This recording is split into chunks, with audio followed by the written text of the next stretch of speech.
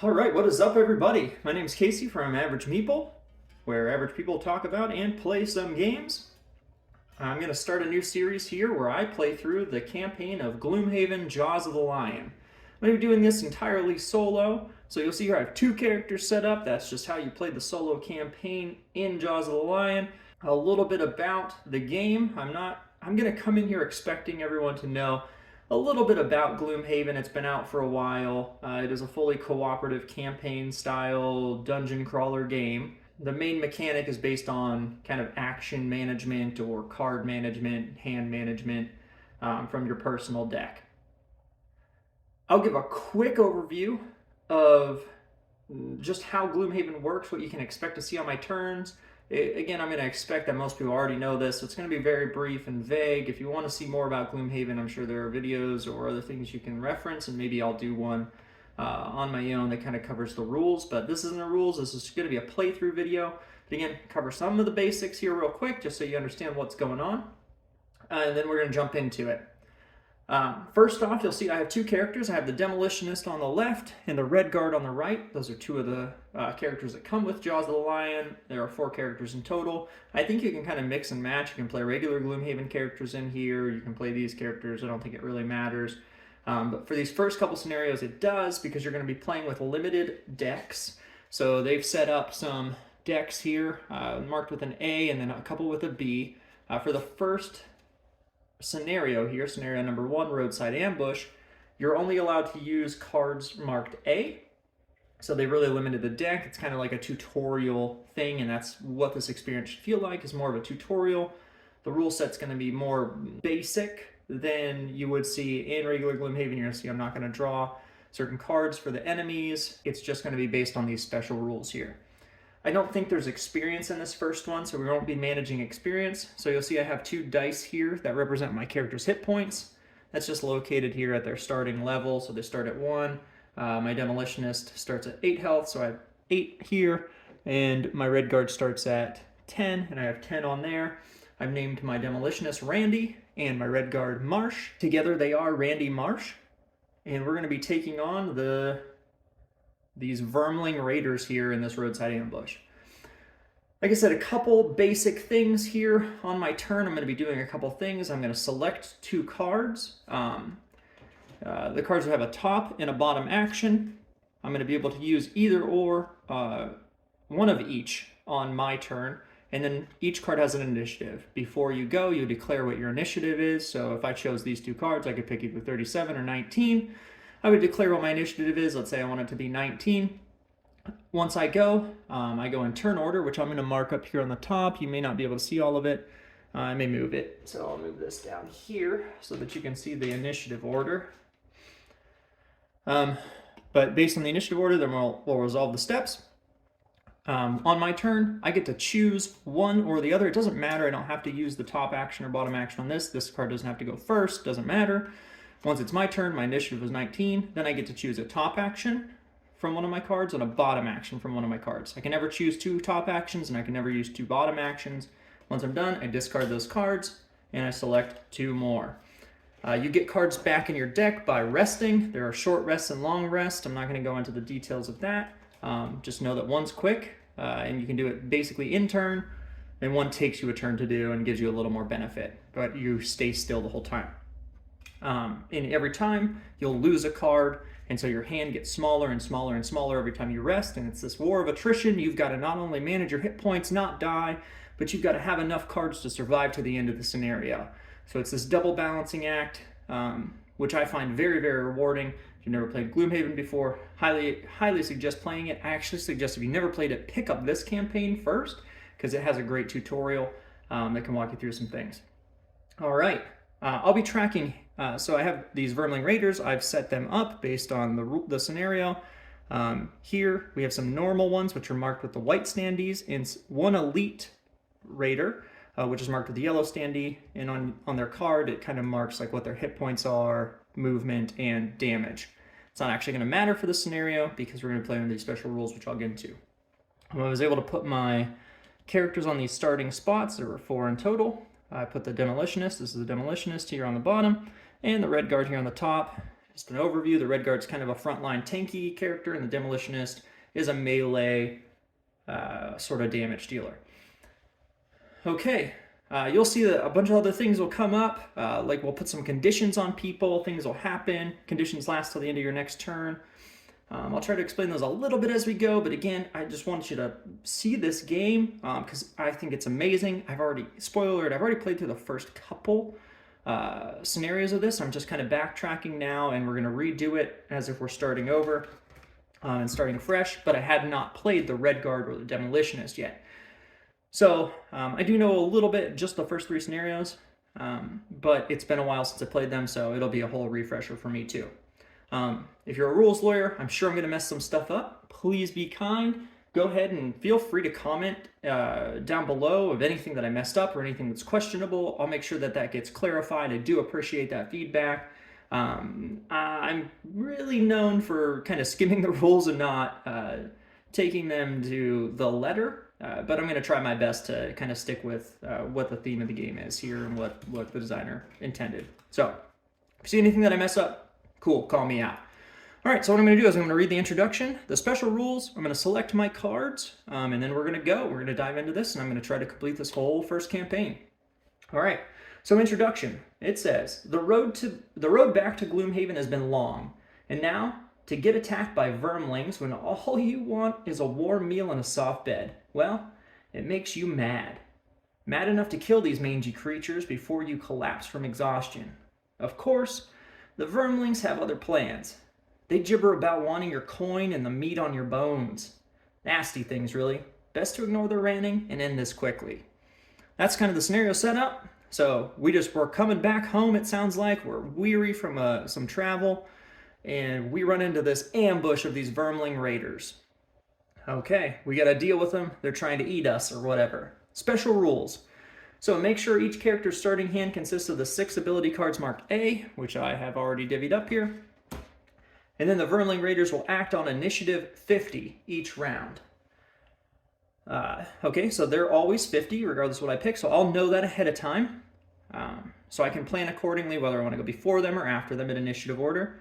They will first move their base move value of 1, and then, if a character is adjacent to them, attack their base attack value of 2.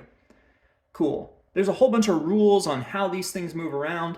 Again, I'm not going to cover all that. You can trust me, or you can look it up, or you can verify every move that I make. That's fine. But basically, they're going to target somebody. Usually, it's always the closest person that they can attack or they can get to with their attack. They're going to choose them. And then if there's a tie, it's based on initiative value. And if it's still a tie, then, well, whatever. You just choose. And here, it's always me.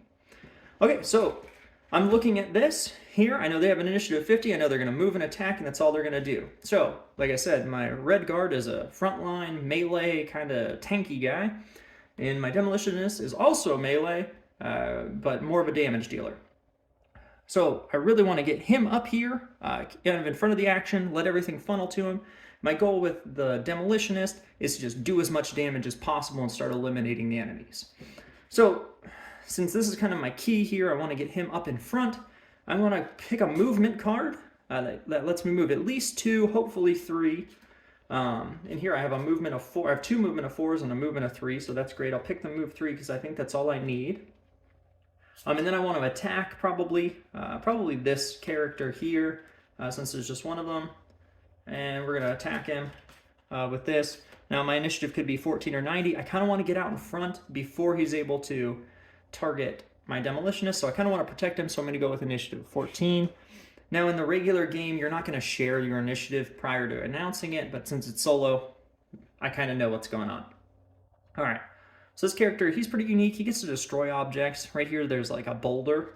So I think I'm going to try to get up into this area, hit him, maybe destroy that boulder in the process, so I need a movement.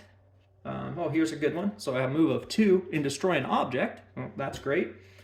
And then let's get a light attack. This guy should almost be dead. Oh man, this guy hits pretty hard. The Demolitionist, or she hits pretty hard. So that's an 88. I want to move after him, but probably before he gets to go.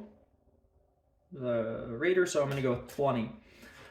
Okay, so my initiative set. So I have the Red Guard at 14, Demolitionist at 20. So I'm going to adjust this accordingly. Red guard's going to go first, Demolitionist second, Raider third.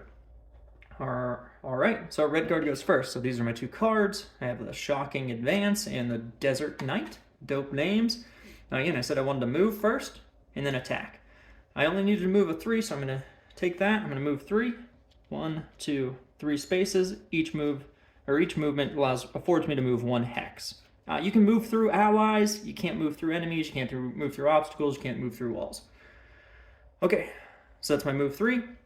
And then I have an attack of 3 with a muddle. I'll get into muddle here in a second, but first let's resolve the attack. So I'm going to attack this. So Vermling Raider number 3 here. What I do is I draw from my attack modifier deck. Unfortunate, I got a -1 off the draw. So that was a 3 minus 1. So he's going to suffer 2 damage. And that was number 3. So I'm going to mark 2 damage on the 3 spot on the enemy card here, just right here. And so I'm going to keep track. Then I said he was muddled. That's good to know. So I'm going to muddle this character. I'm actually going to just put it right here next to him so I remember. And what that does, it gives a disadvantage, which we'll get into here in a second if we need to. All right, so those get discarded. They're going to go to the left of my player board, and I'm on. So the red guard is done. And then we're on to the Demolitionist. So I have these 2 cards, knock out the support and implode. So I wanted to get up here, destroy this object.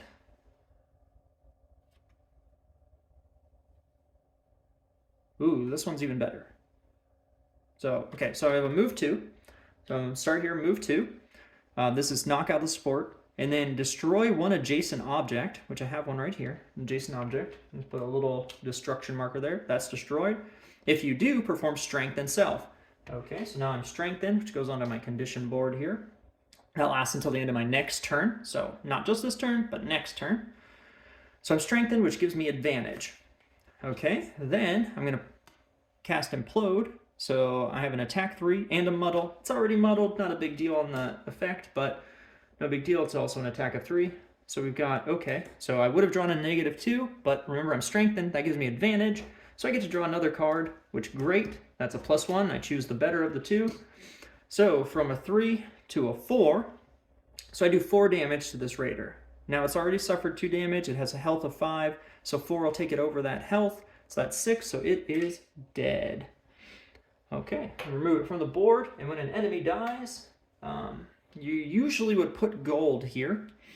But in this first scenario, there was no mention of when they die, you get gold. I think that's going to come into play a little bit later on. So we're going to treat this like a tutorial. Kill and move. Usually there would be some gold here for me to pick up, but I'm just going to kind of ignore that for now. Okay, Demolitionist is done. Discard the cards. Now we're on to the Raider.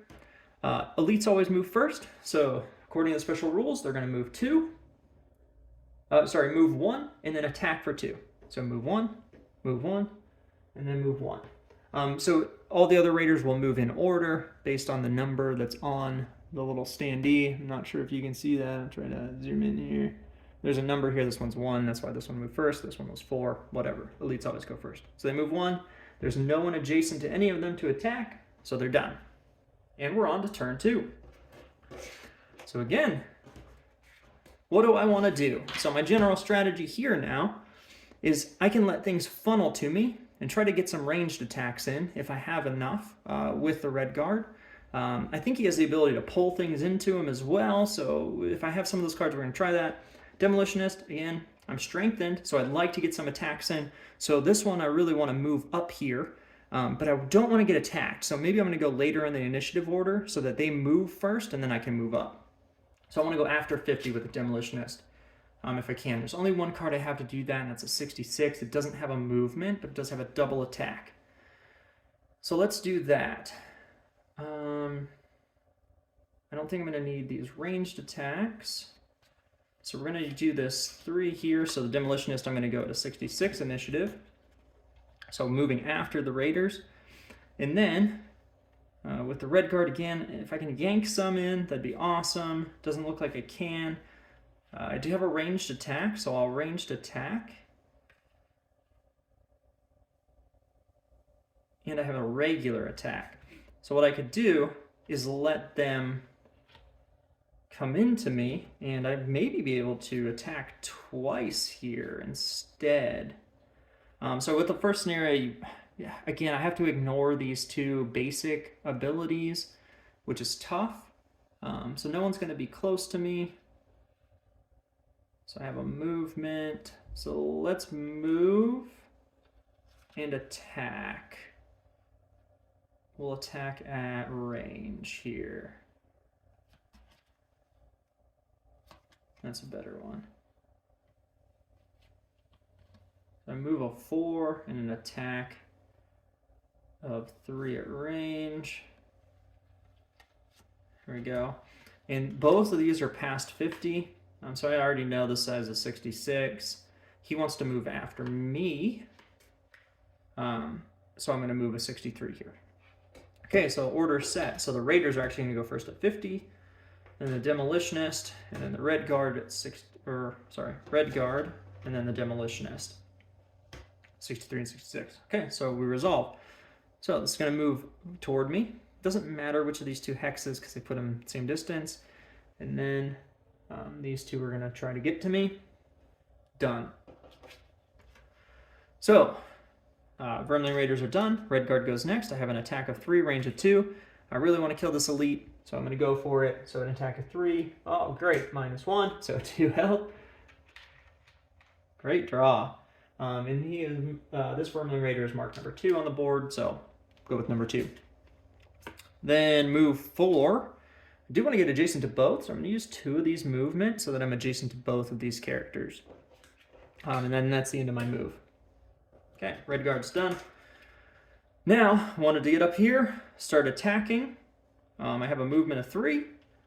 1, 2, 3. That way I kind of want to position here, use all movement, because I would have been adjacent either way to this elite, but this lets me kind of move into attack that last raider a little bit easier if I can, than staying back here. So that was my movement of 3. That was the big one.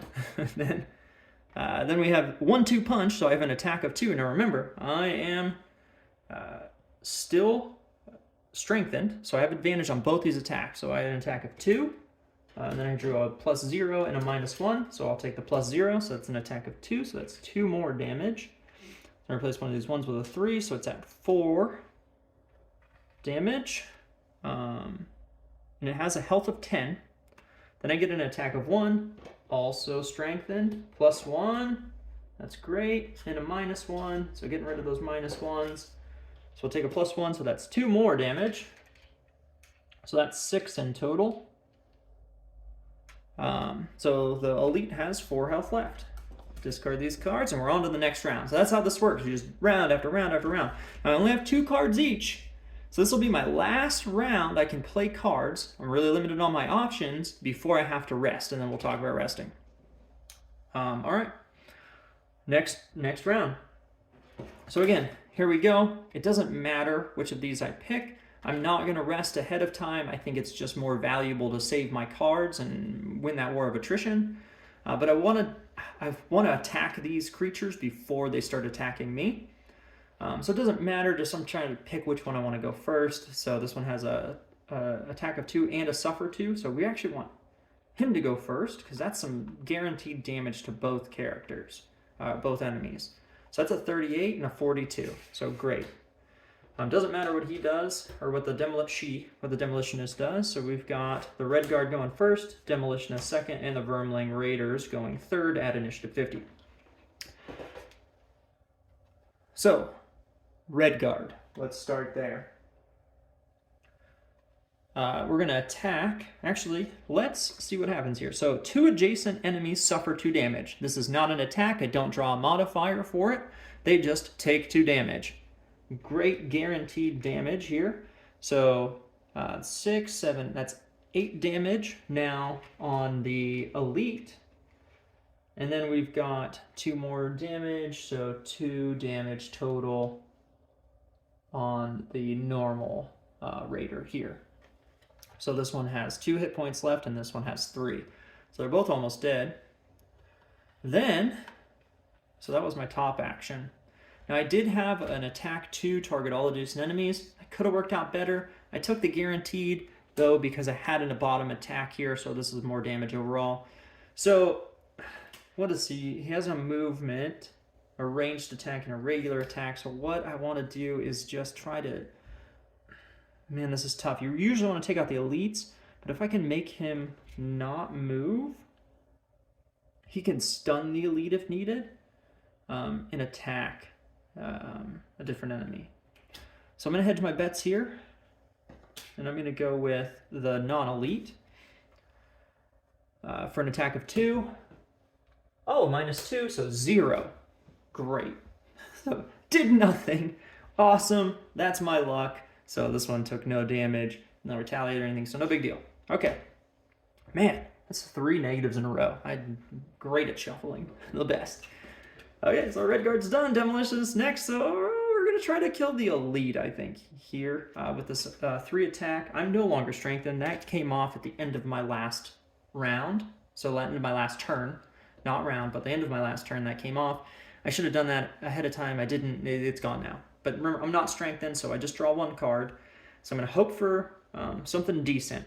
So 3 damage should kill this, even with a -1. All right, we got that -1, so that's 2 damage to the elite. That's dead. So 3, 6, 10. Well, one of those was a 3. It was actually should have been a 1 token. All right, the elite's removed, and for scenario 1, that's all we're going to do. That's my attack 3. Then we've got a movement of 4. So I'm going to move, so I know this can move 1. It's only going to get to here on this turn, but then it's going to get to here on the next turn. And what I want to do is long rest with this character. So I'm actually just going to move 1 of those 4 to here. And that's going to put it in this position without being able to attack me in 2 turns when it's going to be my turn again. Maybe I'll go before it when I get my cards back. So let's move here, and that should be fine. All right, so that's the Demolitionist. All right, the Vermling Raider is going to go. It's going to attack. Oh, they're going to move first. This one's not in range. This one is.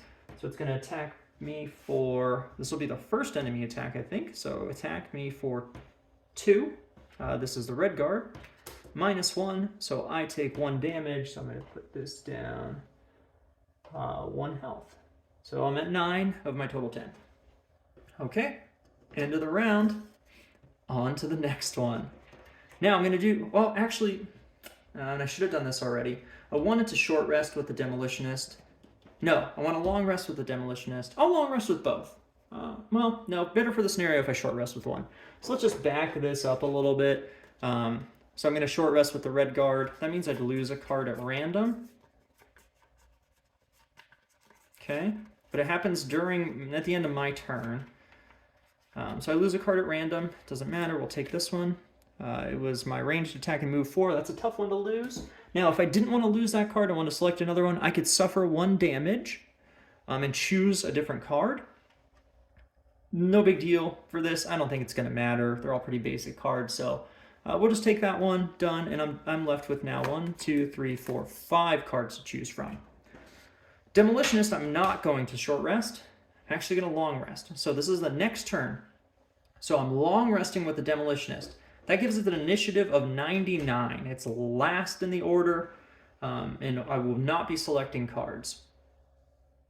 Oh, that's why I wanted to move 1. That was silly of me. Oh well, choices were made. I made a mistake here. I should have went 1. I knew that ahead of time because I knew my next turn was going to be a long rest. It's going to move here and attack me. Whatever, I'll take some damage. I'm not in danger of dying. It shouldn't be a big deal. A little bit of a misplay on my part. So we know the Raider's 50, but we are going to go with the red guard, so now only the red guard's going to choose. I have this enemy right next to me. I drew a -2. Most of my negatives are out. I should be pretty able to kill this. So I'll choose this attack, and what I want to do is move as well. So I'm going to go 14 initiative to put me ahead of the Raiders so that I can attack and then move. All right, so we've got the red guard going next with initiative 14. So I'm going to attack for 3. Draw 1. Oh, great. Great. Attack of every single card I just named. Great. Great. Okay, so that's 2 more damage. I'm going to place one of these with a 3. So that's 4. It has 1 hit point left. And I immobilized it, which means it can't move this turn, which is going to factor into my next turn. So that was my 3 immobilize. Then I have a movement of 4. I do want to protect him. Since I am the tank, even after taking 1 damage, I still have more hit points. So I'm going to move 3 of those 4 to kind of block this here. And I'm done. All right, so that's the red guard. Raider goes next. Actually, man, I shouldn't have done that. Oh well, what's done is done. I should have stayed back here because he's going to heal too. I could have let the Vermling Raider come in, attack me. I would have healed anyways.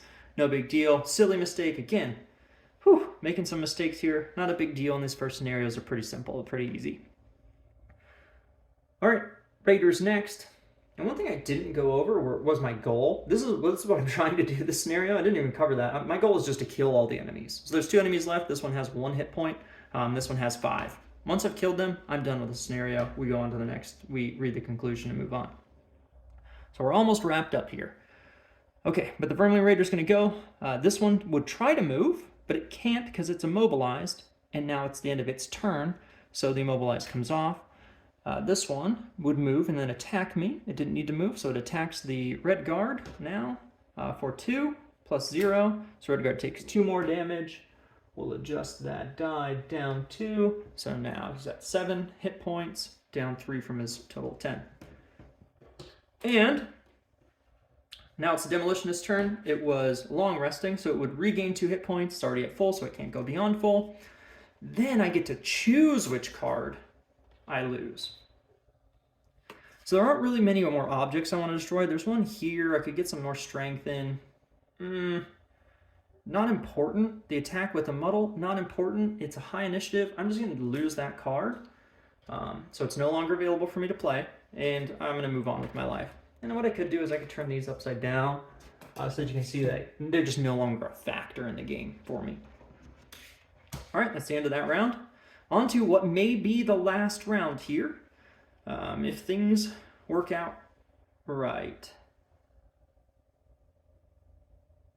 All right, so here's what I'm going to do. I have a double ranged attack with this character, and I have a line of sight on both if this one is in this square. So I want to do that, but I want them to move first. So I've got to go after 50. I only have 1 option for that then. That's this card, which is tough because it's a big attack card. I think it's worth it though. So I'm going to go with initiative 66 so that I can get a double ranged attack. And then with this character, really I'm just trying to punch this one in the face until it's dead. So I can make it suffer damage and then attack it for damage, or I have an attack on top, attack on bottom. Most of my negatives are out, so I'm actually going to go with this option and just try to punch this thing. So if I can kill it before then, great. So we're going to go initiative 38. So what's going to happen is the Demolition is going to go last. The Raiders are going to go second. The Red Guard's going to go first. 38, 50, 66 initiative. So let's go with the Red Guard first. I got this double face punch here. So we got an attack of 2, targets all adjacent enemies. There's only 1. Somewhat of a waste, but that's all right. So 2 plus 0, okay. So it wasn't a positive, but it's not a negative. So that's 2 damage to number 4 here. Then I'm going to use the bottom attack here, or bottom action of Flaming Sickle. So that was my top action of Twirling Stab, bottom action of Flaming Sickle, attack 2. Come on, plus 1. Come on. Oh, great, another minus. Okay, so 1 more damage. That's perfect. That's what I wanted. That was ideal, actually, because I didn't want to waste my Demolitionist action. That's what I wanted. All right, so this one has 2 hit points left. This one with 1, hanging on by a slim margin. Raiders are going to go. This one's going to move, can't attack. This one attacks the Red Guard for 2 plus 2. The Vermling Raiders have... Okay, well, it doesn't matter. So that's 1 off, -1 here. So I'm at 5 hit points, half my total value. No big deal. He's a tank. He can take it. And now things are set up like I expected. So 2 enemies. So within a range of 2. And I have 2 targets. So that's the big one here. I can attack 2, range of 2, target 2. Hopefully this just ends the scenario. So we'll start with number 1 here on the bottom. So attack 2, +1, 3. He only has 1 hit point and is dead. So it's removed from the game. Okay, now we attack number 4 here. As long as this isn't a null or a negative, we'll be all right. Let's see. Dun dun dun dun. +0, 2 damage. All right, number 4 is dead. Woo woo woo. I need like an air horn sound to go right now. Oh, yeah, that sound. Okay, so I'm done. Once that's done, once you've met the scenario goal, you are done. Scenario over. We're going to read the conclusion here. I guess I had 1 more card. Oops, that wasn't that card. So I had 1 more card here. It doesn't matter. Couldn't do the action. Conclusion. You wipe the blood of the last vermling from your face. How did it get on my face? Doesn't matter. And your thoughts return to the sleeping lion. So the sleeping lion is like this bar that you go to in Gloomhaven. It comes up a lot in the original campaign. Doesn't matter, but you can see this is the jaws of the lion. I figured it factors in sleeping lion. Okay, moving on. So your thoughts return to the sleeping lion. Surely they've got a stew ready by now. They cook a lot of stew there apparently, and we're just expecting it. It would be so perfectly warm and soothing, and it's right through that gate. So close you can already taste it. But then another thought comes. It's highly unusual, brazen really, for a pack of vermlings to operate this close to the city. Could they be behind the string of disappearances? It's a long shot, but worth investigating, especially considering this ambush site doesn't look like their base of operations. There's probably a nest nearby that, with any luck, will have more information from the missing blacksmith. And treasure. Treasure would be nice. So, a couple things here that we learned about the raiders. They apparently nest. They're nesting creatures. They have nests like birds or spiders. Do spiders have nests? No, spiders have webs. And some other creature with a nest, like a rat. That's what I wanted. A rat. Not a spider, a rat. They're like rats or mice or whatever. Okay, so it's like a mouse nest. One thing I didn't read was the beginning of the campaign story, which kind of talked about like, what the heck are we doing here? Maybe I'll cut this and put it all the way back at the beginning. Maybe not. Maybe I'll just read it all right now so that you can see it. But here's the actual scenario setup. So it'll be good to get back to the sleeping lion. After a fortnight going up and down the Still River, that's in caps, so Still River is a place, not just a still river. Chasing a bad lead on a missing blacksmith, you can almost feel the warmth of the inn's hearth when Gloomhaven's walls come into view. You're almost home. To be fair, it's not just the blacksmith. An alarming number of people within the poorer districts of the city have gone missing. Usually nothing comes of it, though just another poor soul forgotten out here on the edge of civilization. The blacksmith's wife, Sandy, however, managed to somehow scrape enough money together to hire you to find her husband. You're not sure where the money came from, but no matter the source, it couldn't have come easy, which makes it doubly painful to return to the city empty-handed. True, Sandy was a little light on the payment, but you are the jaws of the lion, one of the most well-known mercenary groups in this backwater dump of a town. Surely, it can't hurt to take the charity case every once in a while. Getting good jobs is about maintaining a reputation, after all, which is why you really need to get to the bottom of this and not return to the widow with nothing but the calluses on your feet. Also, you probably shouldn't call her a widow to her face, at least not until the fate of the blacksmith has been confirmed. Given, however, that none of those who disappeared have returned, the outlook is grim. As these cheery thoughts pass through your mind, You notice movement up ahead and immediately draw your weapon.